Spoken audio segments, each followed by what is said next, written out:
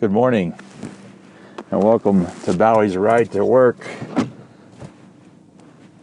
Today, I've got some interesting stuff to talk about. I have made a decision.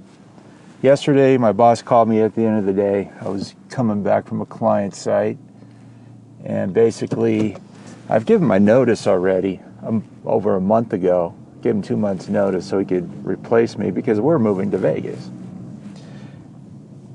And yesterday, he called me because he wasn't so sure that my heart was still in doing the job. And I told him, basically, what was going on is I'm still doing the same job that I have been doing. That he's just been being much more critical. And he was open to hearing that. And basically, we worked it out. I'm going to finish out the next 30 days with him. And go on from there.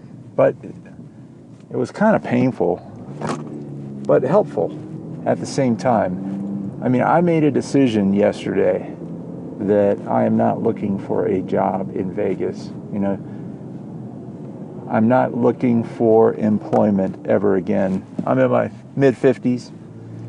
I've been my own boss for like 12 years. Went back to being an employee as we were following our grandkids around. And I made a decision yesterday. No more. No more. I mean, I will go drive for Uber or Lyft or something just to earn a little money in between, but I am going to be my own boss. There's no more working for someone else for me. Now, that's a personal decision. I've done it before. I've been there, liked it, and it had its downfalls too. At the same time, I've never worked for a boss that I really appreciated because most of them weren't as smart as I was and made some dumb mistakes. And I just didn't like working for somebody that was like that. This guy that I work for right now has been the best boss I've probably ever had. And still, he has those. I mean, I must have attracted something in this because the last two bosses I had a job in Georgia where the grandbabies were born and now a job here in Colorado where they've lived until November and then they're moving to Alaska. Anyway, both of those bosses did not focus on what I brought to the table with my 25 years worth of experience and my abilities. Both of them focused more on every little thing they think I did wrong. And I was thinking about that. Why would that be? Why would I have two bosses in a row, two different companies, two different complete areas of the country that focused on what I do wrong in their opinion, which a lot of times I don't even consider wrong. It's just their judgment that it is wrong. And I started thinking about it. You know, maybe I am not meant to be an employee. I'm not a very good employee. I mean, I do the best job I can, and I'm really good at what I do. But as an employee, I kind of suck. And that's okay. I'm actually embracing that now. I don't make a good employee, so why do it? I can run a business. I've run businesses before. I've worked into the online world, so I'm sure I can run an online business. And why work for someone else if it goes against my true nature? Why not work for myself? So I made that decision yesterday after the conversation with the boss. That all worked out. I have a job for the next 30 days, unless I choose to leave. And if his attitude comes around, I won't do that. I'll make sure he's taken care of. You know, he treated me well while I was working with him, and you know, he did show his appreciation in certain ways.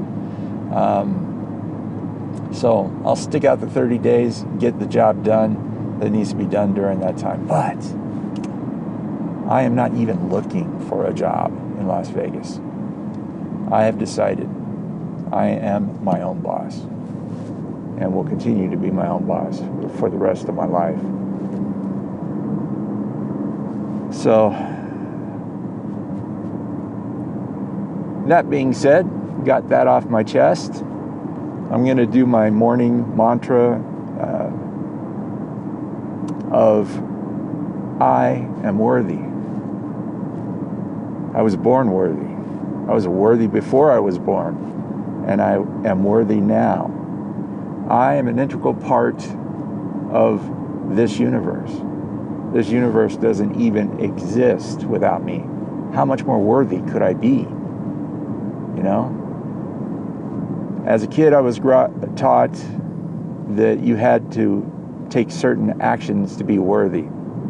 You had to be selfless. You had to help other people out. You had to do this. You had to do that. Now I am realizing that you don't have to do anything to be worthy. You are already worthy when you got here. And it's only beliefs that are teaching you that you're not worthy. These beliefs we've been taught, quite frankly, they're bullshit. They're pure bullshit. They're teaching us that we're not worthy, we're not part of anything bigger, and we got to go it alone, and it's got to be a struggle, and anything worth having is hard. And those are all lies. All lies. You can believe them if you want to, and they'll be true if you believe them. But in the bigger scheme of things, they're pure lies. And they're told to us and taught to us through society, through school, through our parenting, through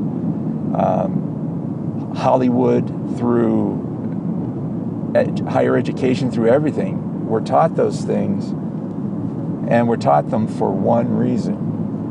And that one reason is to hold us down. I like the way Abraham Hicks puts it. Our spirit is like a cork floating in the water.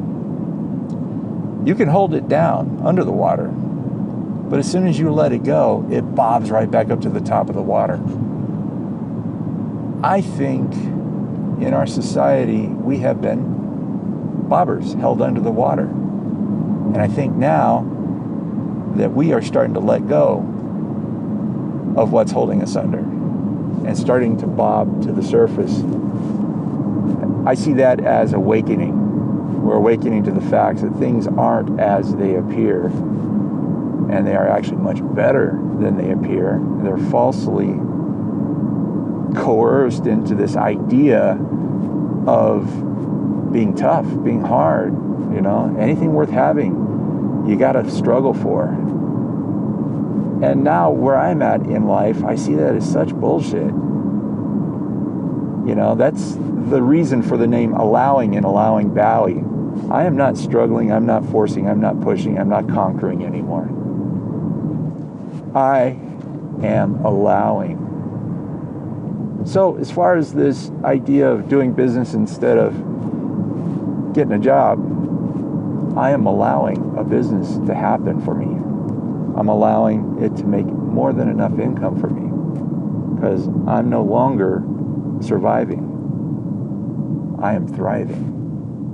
And I'm not looking for survival or things to survive. I am looking for thrival and things to help me thrive. My attitude has changed. I'm excited about this. I know you can tell in my voice, huh? But I am excited about this. I was excited as soon as I got that clarity, that moment of clarity where I made that decision. Before that, I was struggling. I was like, do I find a job? I really don't want another job. Do I start a business? What do I do? How am I going to make this work? I was getting caught up on me having to make it work.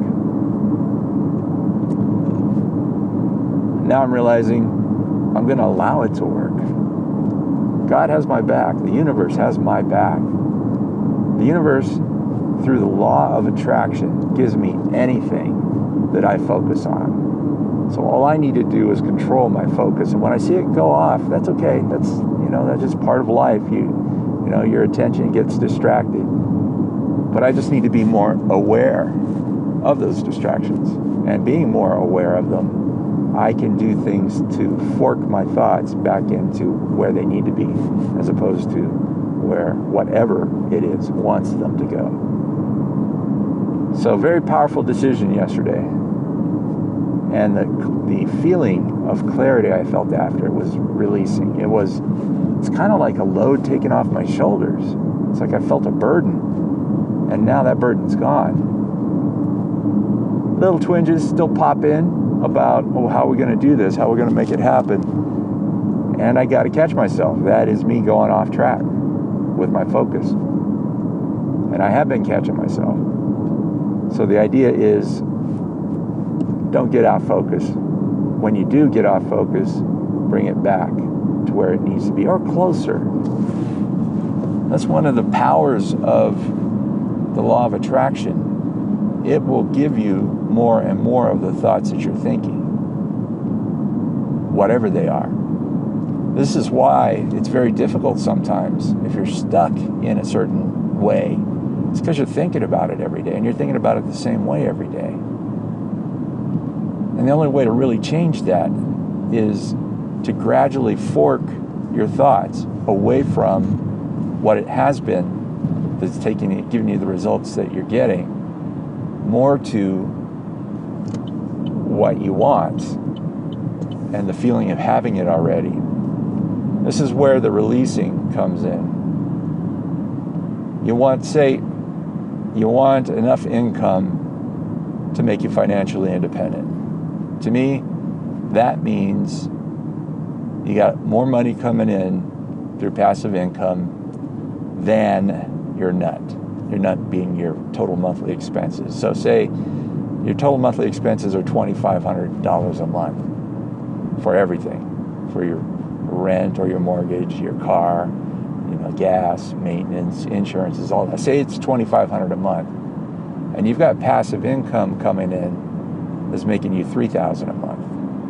In my opinion, that's financial independence. You don't have to work for anybody. You don't have to do anything. That money just keeps coming in, and it's more than enough to do what you need to do. So with that in mind, if I'm sitting here focusing on getting a job, that's taken away from that, because it'll be more difficult to do that, getting passive income, if I have a job, because you got to build passive income up. I don't think it just magically appears when you focus on it. You got to do the things that your intuition tells you to do to build it and get there. It may not feel like work. It may feel like fun. You might enjoy it, but there's work involved. And that work, that inspired action, is what gets you where you really want to go. So if I'm taking my focus off of that, putting it onto, I got to find a job. I got this amount I need to meet, and we're not even making it. What am I going to do? What am I going to do? How am I going to make this work?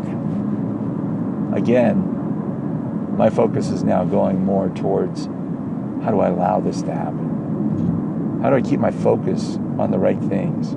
How do I become aware when my focus gets a little off so it doesn't escalate?